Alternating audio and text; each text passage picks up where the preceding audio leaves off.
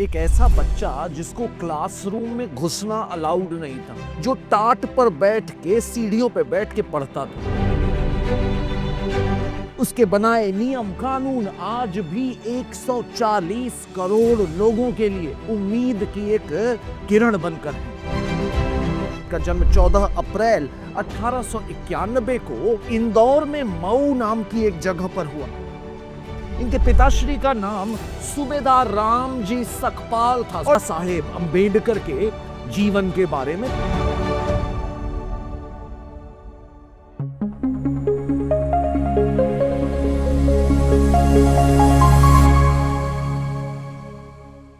सोच के देखो, एक ऐसा बच्चा जिसको क्लासरूम में घुसना अलाउड नहीं था, जो टाट पर बैठ के सीढ़ियों पे बैठ के पढ़ता था, और वो अपनी मेहनत, अपनी लगन, अपने दिमाग, sheer टैलेंट के भरोसे वो ऐसे मकाम को हासिल करता है कि जो वो लिखता है, उसकी लेखनी, उसके बनाए नियम कानून आज भी 140 करोड़ लोगों के लिए उम्मीद की एक किरण बनकर है।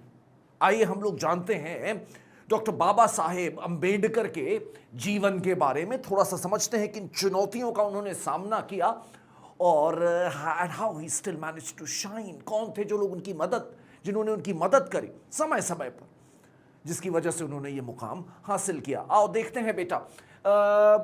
हमें बताया जा रहा है कि इनका जन्म, जैसा तुम्हें मालूम है, इनका जन्म 14 अप्रैल 1891 को इंदौर में मऊ नाम की एक जगह पर हुआ।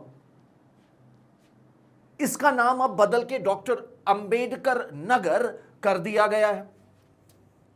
इसका नाम बदल के अब डॉक्टर अंबेडकर नगर कर दिया गया है।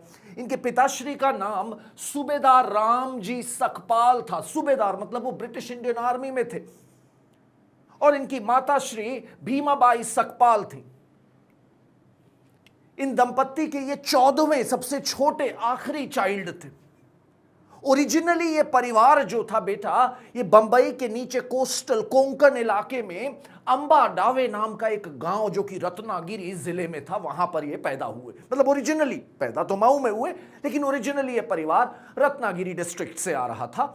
ये महार कास्ट के बताए जाते हैं, जो कि हम लोगों की कास्ट हायरार्की में जो उस समय चलती थी, उसके हिसाब से इनको अछूत बोला जाता था, अनटचेबल बोला जाता था, और इनके ऊपर किस्म किस्म के शोषण होते रहे होंगे। हमें बताया जा रहा है कि बेटा ये जब स्कूल में पढ़ने जाते थे अपनी लोकल पाठशाला में, तो वहां पे क्योंकि ये सो कॉल्ड अछूत जाति के थे, तो इनको ये तक नहीं अलाउड था कि ये प्यास लगने पर पानी पी सके।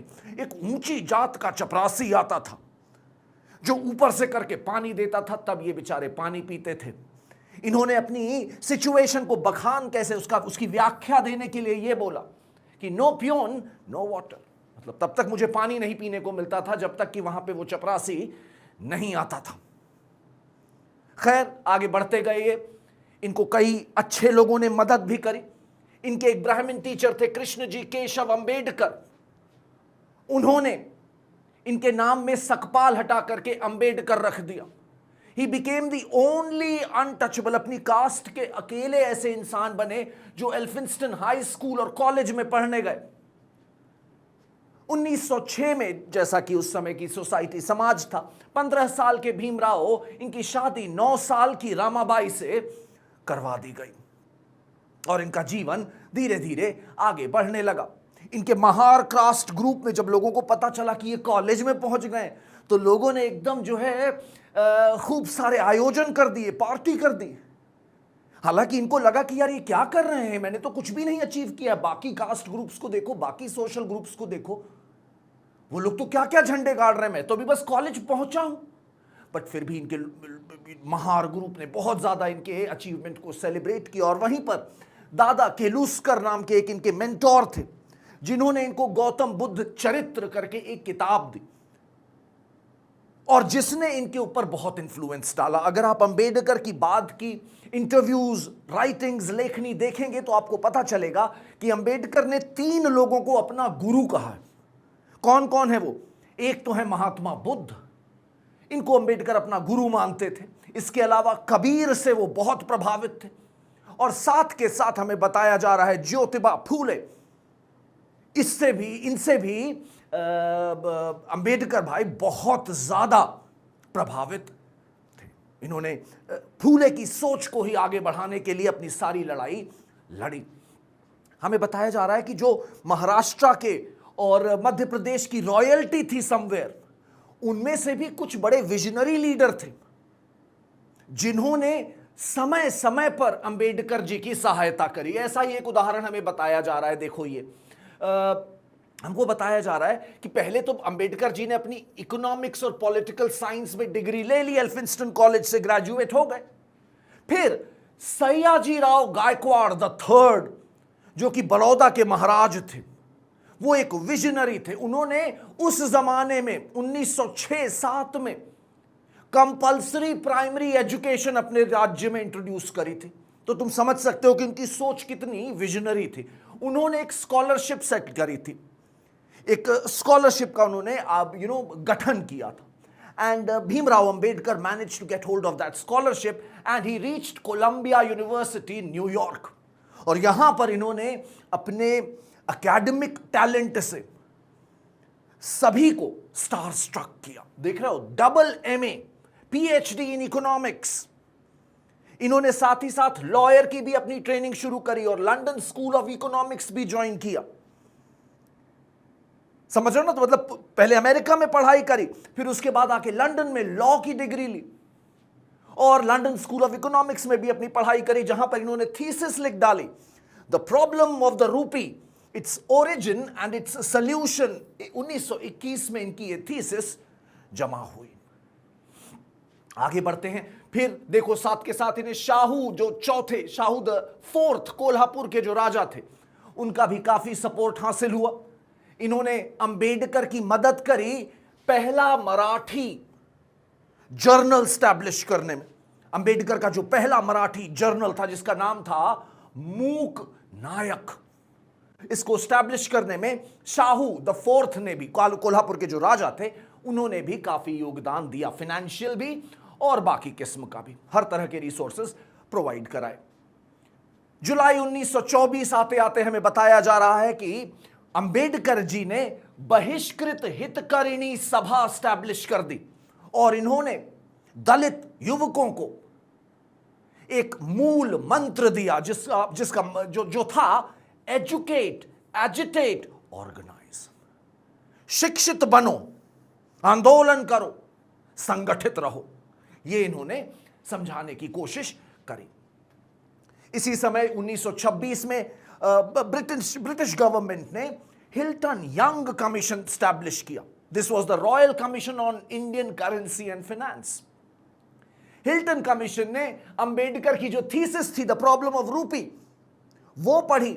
साथ ही साथ अंबेडकर से ये लोग मिले भी और इन्हीं के रिकमेंडेशन पर बाद में RBI, reserve bank of India, भी स्टैब्लिश किया गया। मीनवाइल राजनीतिक तौर पे अंबेडकर ने धीरे धीरे बड़े बड़े आंदोलन भी करने शुरू किए। हमें बताया जा रहा है कि 20 मार्च 1927 को इन्होंने महाद सत्याग्रह किया, एक कम्युनिटी टैंक में, जिसमें महार कास्ट को जाना अलाउड नहीं था, अनटचेबल्स को नहीं आने देते थे। वहां पर इन्होंने आंदोलन किया कि सब बराबर हैं, कोई कहीं से भी पानी पी सकता है। इसके देखिए, इसके रिमेंबरेंस में ये स्टैंप टिकट भी सरकार ने रिलीज कर रखा है। देख रहे हो ना, ये देखो खड़े होकर के चौदार ताले पे खड़े होकर ये पानी पी रहे हैं। इसी 1927 में ही इन्होंने कम्युनिटी बर्निंग ऑफ मनुस्मृति शुरू की। Manusmriti became a symbol of everything that was oppressive about Hindu caste system. और ये कहीं पर इन्होंने जला करके लोगों को एक बार फिर से संगठित किया। राजनीतिक तौर पे ये लगातार बहुत एक्टिव रहे इस दौरान। ये देखो इनका परिवार, इसी समय की उसकी एक तस्वीर, और इनके भाई, उनकी भाई की बीवी, इनकी बीवी, और साथ ही साथ इनका प्रिय कुत्ता, पेट टोबी, ये भी यहां पर हम और आप देख पा रहे हैं। It's a beautiful image. Meanwhile Bharat में भी तरह तरह के डेवलपमेंट्स हो रहे थे, राउंड टेबल कॉन्फ्रेंसेस हो रही थी, और सरकार, ब्रिटिश सरकार जो थी वो सेपरेट इलेक्टोरेट इंट्रोड्यूस कर रही थी। ठीक है, तो ऐसे में हमें बताया जा रहा है कि गांधी जी ने अपना जो है फास्ट शुरू कर दिया कि नहीं भाई, मैं दलितों को सेपरेट इलेक्टोरेट नहीं होने लेने दूंगा। और फाइनली हमें बताया जा रहा है कि एम.आर. जयकर, तेज बहादुर सप्रू, इन लोगों ने मिलकर अंबेडकर जी को कन्विंस किया और येरावाड़ा जेल जाकर के पुणे में 24 सितंबर 1932 को फाइनली पूना पैक्ट साइन हुआ। दलित्स की ओर से इसे साइन किया अंबेडकर जी ने, और नॉन दलित्स, बाकी सारे हिंदूस थे, उनकी ओर से रिप्रेजेंटेशन किया मदन मोहन मालवीय ने। और ये डिसाइड किया गया कि दलित will let go of the demand of separate electorate provided we get reservations, और reservations became a reality. Ramabai meanwhile 1935 में इनका देहांत हो गया। इन्होंने कास्ट सिस्टम की बखिया उधेड़ना जारी रखा, एनहाइलेशन ऑफ कास्ट। ये इन्होंने एक स्पीच प्रिपेयर की थी जो इन्हें देने नहीं दी गई, तो उन्होंने वो एक किताब के फॉर्म में पब्लिश कर दी 1936 में। इस किताब में इन्होंने महात्मा गांधी की सोच को भी काफी ज्यादा क्रिटिसाइज किया हुआ है।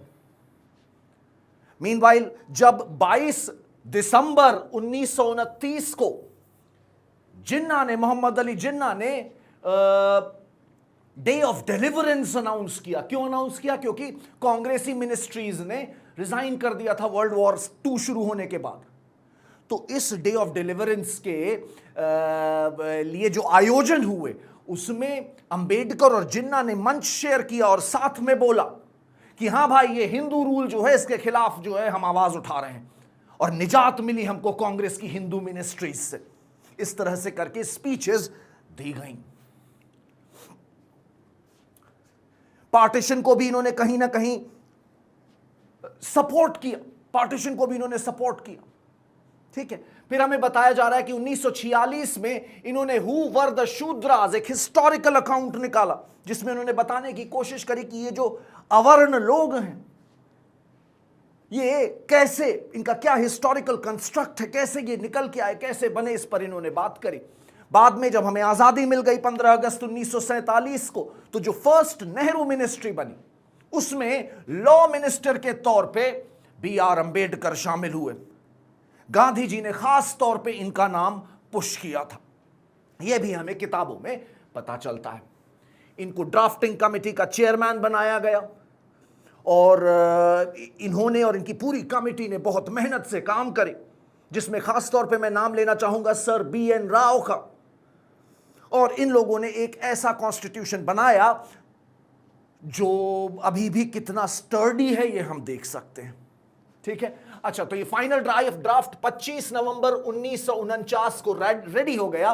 और ये देखो इस फोटो में अंबेडकर जी वो ड्राफ्ट जो है वो राजेंद्र प्रसाद को प्रेजेंट कर रहे हैं। ठीक है, इनकी तबीयत बीच में खराब हुई और इसी दौरान इनकी मुलाकात हुई शारदा कबीर से, जो कि एक सारस्वत ब्राह्मण थी, ऐसा बताया जाता है।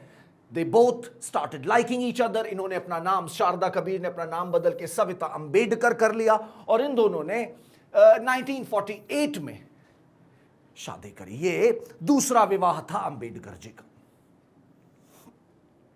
मीनवाइल ये लॉ मिनिस्टर थे, इन्होंने हिंदू कोड बिल ड्राफ्ट किया, जिसमें ये हिंदू समाज में जो कुरीतियां थीं, महिलाओं के प्रति जो एक शोषण और दमन करने वाली सोच थी, उसको सीधे सीधे टारगेट किया। महिलाओं को प्रॉपर्टी राइट्स देने की बात करी, इनहेरिटेंस, महिलाओं के लिए डिवोर्स लेना आसान बनाने की कोशिश करी।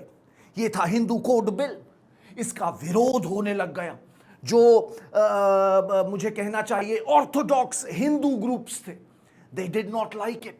उनको अंबेडकर की ये सोच बिल्कुल नहीं पसंद आई, और उन्होंने हिंदू कोड बिल को पास नहीं होने दिया। Nehru under a lot of pressure took back the Hindu code bill, और इसका नतीजा यह हुआ कि इन्होंने 1951 सितंबर में रिजाइन कर दिया। He said no, if I can not do the right thing I will resign from the position. फिर धीरे धीरे इनको लगने लग गया कि हिंदू धर्म में ये बहुत ही ज्यादा संकुचित और कुंठित महसूस करने लगे शायद। इन्होंने सारे धर्म पढ़े, सुने, देखे, समझे। सिखिज्म, इस्लाम, क्रिश्चियनिटी, इन्होंने सबको स्टडी किया और इनको लगा कि नहीं, अगर मैं यहां पर गया तो कहीं ना कहीं मेरी अनटचेबल वाली जो आइडेंटिटी है ये ओवरलुक नहीं होने पाएगी।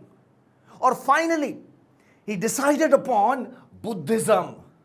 और इन्होंने 14 अक्टूबर 1956 को अपनी वाइफ और अपने तमाम फॉलोअर्स के साथ बुद्धिज्म धर्म अपनाया। इसको धम्म चक्र प्रवर्तन दिन के तौर पे सेलिब्रेट किया जाता है इंडिया में। खास तौर पे जो दलित कम्युनिटी है वो इसे करती है। 6 दिसंबर 1956 को इनकी इह लीला समाप्त हो गई और ये हमें छोड़ के चले गए। लेकिन जो उन्होंने हमें गाइड करने के लिए डॉक्यूमेंट्स दिए हैं वो आज भी हमारे लिए बहुत ज़्यादा रेलेवेंट बने हुए हैं। इसी शायद रेलेवेंस को समझते हुए मार्च 1990 में इनको मरणोपरांत भारत रत्न भी प्रदान किया गया। ये थी इनकी छोटी सी कहानी। जय भीम।